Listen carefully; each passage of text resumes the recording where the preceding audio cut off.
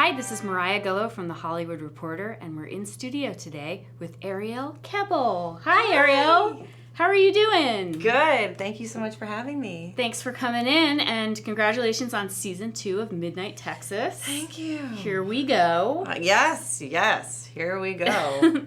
For people who maybe are just jumping into Season 2 without seeing Season 1, what is going on in that town? Good question.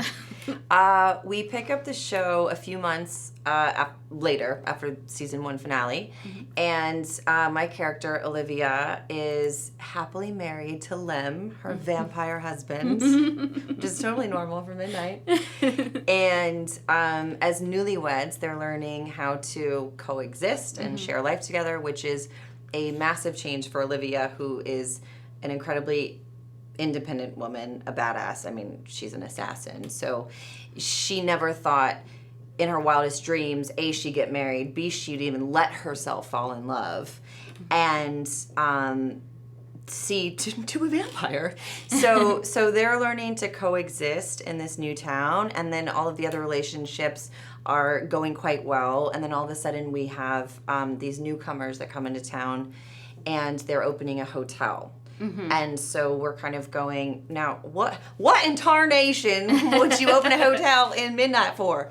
Because there's one street in the town, and we all go there to get away from everyone. So it's like, what are they doing here? And Olivia can't stand it, doesn't trust them. Some of the Midnighters do, so it causes a real conflict within the Midnight family.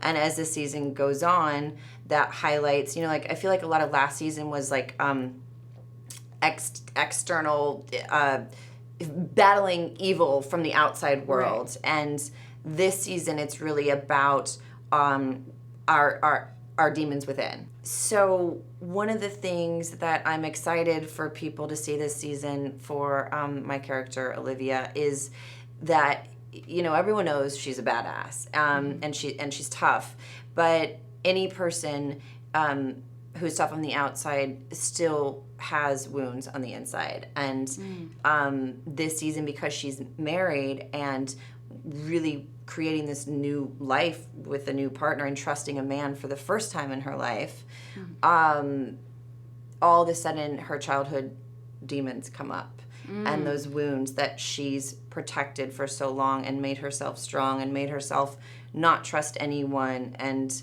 really vow that she'd never really love anyone again because she was so hurt as a child. And that causes her to face her father, which is huge in the book series, and we bring it forward in the show, and there's a big confrontation there. And I think for the first time ever, we see Olivia vulnerable, and actually the strength that she finds within letting herself be vulnerable is new for her and shocking for her. I hope it's shocking for the audience too. It was shocking for me to play.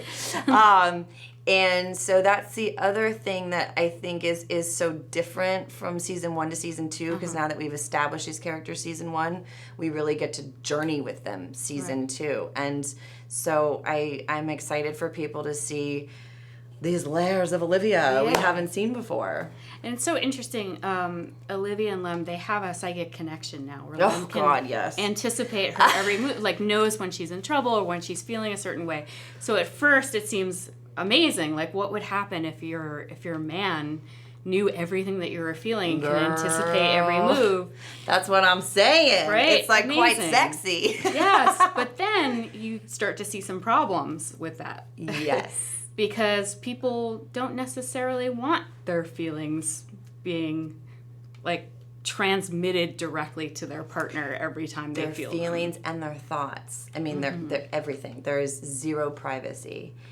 And, yeah, exactly. At first, he's like, making bubble baths before I even say I need one. And it's like, okay, thank you. And then, all of a sudden, it's like, get out of my head, and it goes so far as he can see and feel her dreams. So literally, like, nothing is hidden from him. And marriage is tough enough as it is. You don't need that creeping in. Everyone needs their space, especially a woman like Olivia. So it's quite challenging. And then, of course, on top of that, we've got the pressure from what's happening in Midnight wearing on all of us. So it's they go through some real relationship stuff this season, but any real marriage does. Yeah. And they find their way. Right. And one of the biggest problems is that Olivia does not want to be made into a vampire. Right. Yeah, that's a huge issue because she married one. Yeah. and also part of the reason there's a psychic connection is at the end of season one of the side effects from her drinking his blood to save her life is the psychic connection. Yeah. So it's kind of this catch-22 because she's incredibly grateful that the love of her life saved her life. Mm-hmm. And at the same time, it's like it comes at the cost of something she said she never wanted to be a part of. Right. And so even though she's not fully a vampire, there's still this effect that would have never been there before.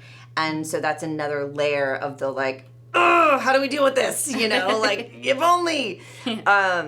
Which is quite challenging. And me, as a Arielle, I'm quite sensitive and an empath. And so when I read in the script, it was a psychic connection. I was like, oh my gosh, I know as a human what it feels like to feel someone else's space and kind of be in their energy. And sometimes it's a blessing, and honestly, sometimes it's a curse. It's you don't know you're just kind of you don't know why you're so sensitive, And so when I was reading that, it was interesting for me because I felt like, although I was on the Olivia side, I also know what it's like to be on the Lem side, maybe not to that extent. Right. But my version of it, my human version of Anticipating your partner's needs. Yeah, and so that was fun. I think that's part of why I love doing this show is the magical parts of it with with Manfred as a psychic and the psychic connection, and there's these parts in it that I find fascinating, and I always say in my spare time, I spend all my money on healers and mediums. That is the most fun thing for me. So that was also reading the scripts. I was like, ooh, a little bit of real life was creeping in there. Do you feel like the Southwest has kind of a unusual energy about it? Yeah. Midnight Texas kind of reminds me of Marfa, Texas. Have you been to New Mexico? I have not been to New Mexico, but I have been to Marfa, and it's weird. It's a weird feeling. Let's get weird. That is Texas, or that's Austin. I've never been to Marfa, but before the show, I'd never been to New Mexico, and I was looking forward to going because of that very reason. I was like, it's going to be so spiritual. Yeah. And surprisingly, I had a really hard time when I first got there. Yeah. I find it to be a very rough environment. And when I mean that, I mean it's powerful and it's raw.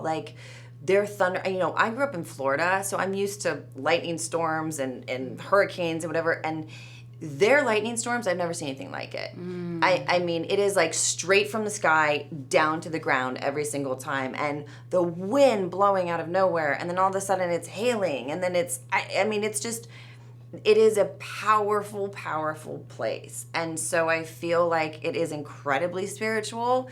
But not the spiritual people think of where it's I feel like it's it just kind of rips any shit out of you. I don't know how else to put it. It's just it just it grounds you in the earth in a different way. And the skies feel so massive there because the land is so expansive, and it's just I don't quite know how to explain it, but it's definitely a special place. It's just different than I imagined. I imagined soft and spas and whatever, and it's just rugged and real. Hardcore. Yeah. One of the other things that I found interesting about this new season is that your newcomers, the hotel owners, one of the characters is played by Nestor Carbonell. Yes. And he great? He's fantastic, but he is a character. When you see him on a television show, you're like, oh, he's not what he seems. It's those eyelashes. Yes. He has the most amazing eyelashes. Right. Absolutely alluring. And then you're like, well, alluring means bad. Yeah, exactly. You can't be pretty and nice. It says against the rules. You just can't. Yeah. No, oh my gosh, what a talented actor. And Jamie Ray Newman as well. Mm-hmm. The two of them, they were a dynamic duo. And they really just brought it to the show. And it's not easy to jump in season 2 of something, you know, and stand up against the Midnighters. And they did. And I can tell you there's definitely a lot of plot twists for both of them. Mm-hmm. For both of them. And we had great guest stars this season. We had Trace Lysette and Jasmine Jones from Hamilton, so we were all geeking out. Yeah. Josh Kelly, who I worked with on Unreal. I mean, we just really, like, everyone that came on the show, I felt like elevated it and did their part, and it really made it fun to just, like, play. Yeah. It was awesome. Is it unusual to have that level of kind of dimensions to characters on a television show? I mean, I love that you noticed that, because that, I think, as an artist and as this ensemble, I know that was so important to all of us. It's important to me. And we were all talking about it right away, what these characters meant to us and the statements they were making. And you know, I bring that back to Monica Breen, our creator, season 1. She really set the tone with that. And, you know, the fun thing about the Midnighters is they don't think they're diverse. Mm-hmm. They're normal to them, and they embrace each other's differences as something that helps make the village whole. You know, because they need everyone's talent for a different reason, and they come together and they unify that way. And so I think the fact that there's not even the word diversity, it's just that's life. And I think that's like the ultimate goal for us, is that if you can take this supernatural show and find the themes in it and see that nobody is focusing on skin color or you know, who they love. You know, love is love. And it's a very, it's like they have bigger problems. And then those bigger problems are like life or death, literally. Yeah. You know, and it's like that's where they spend their energy. And I think that's a beautiful message. And I also have to really give it to and then Eric and Nicole, our season 2 producers and showrunners, they, I feel like, picked up what Monica started and just ran with it. And it was like they kept what we had created season 1 authentic and real, and then built on that. And that's not easy to do as well. So I feel like we got so lucky with both of them. But then for me, a lot of horrific shootings had happened between season 1. You know, there'd been quite a break between season 1 and season 2 for us. And I was horrified, and I really feel like, as being on television once a week, we have a responsibility to inspire people, and we have a platform where we're fortunate enough to touch hundreds of thousands of people's lives and eyeballs. And so it was very important to me that we really did not glamorize guns, and that we, you know, so you'll see a lot more of like actual like fighting, punching, kicking. I do knife work, a butterfly knife. I thought on 2 levels. The first is, you know, she's a tough woman. She can use her fists. And number 2, it's like we're just so quick to grab a gun. And that's it. There's nothing glamorous about that. And so that was really important to me. And Eric and Nicole, our showrunners, were on the same page, and as was NBC. We made sure there was no guns on any of the posters, of the one sheets, anything. And that meant the world to me, because I felt like, okay, I'm doing something that I believe in, and the people that I'm working with they're supporting that. And so that kind of gave me like the sense of community off camera that we were building on camera. You're also very outspoken on Twitter. You've talked about the Me Too movement, Time's Up.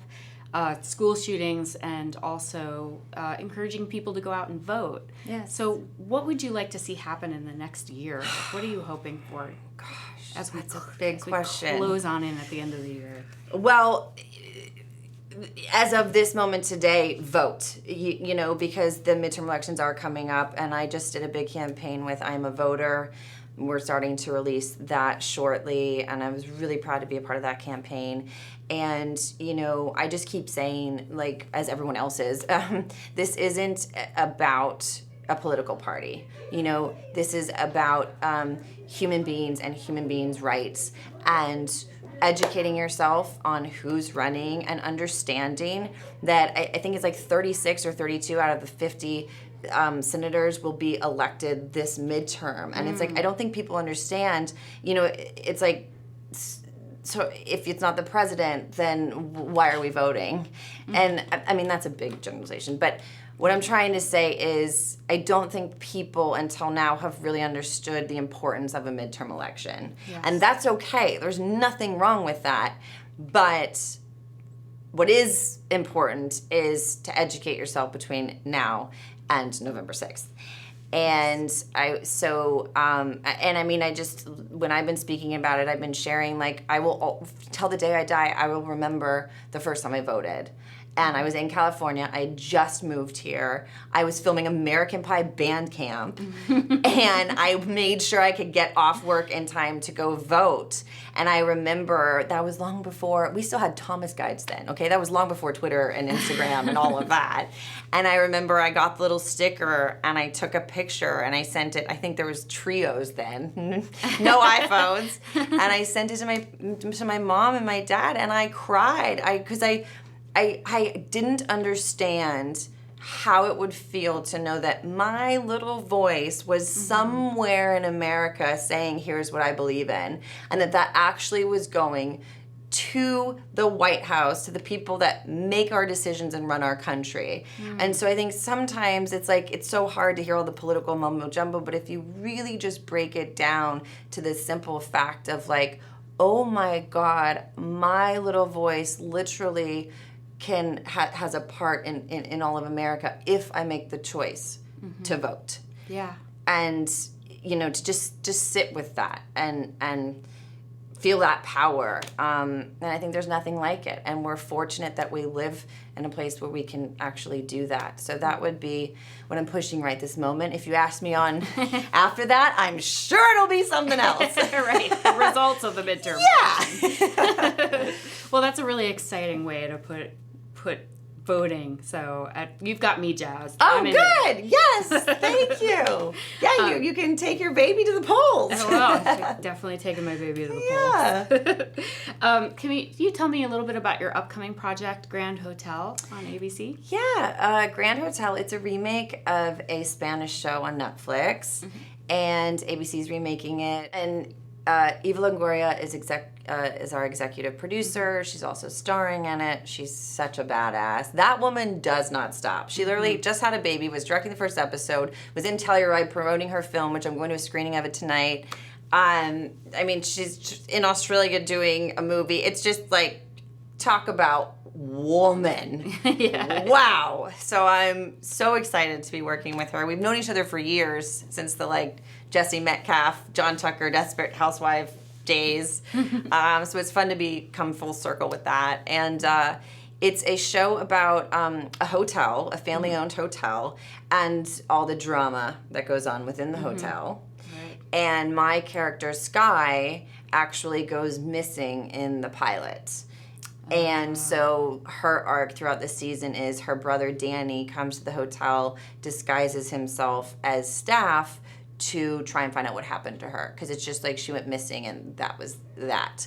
So it's a really fun arc because you see all these flashbacks and, you know, he's starting to put it together and the audience is watching him start to put it together. But then, of course, he's getting close to these people and, you know, there's struggles there. Can he trust them? Can he not?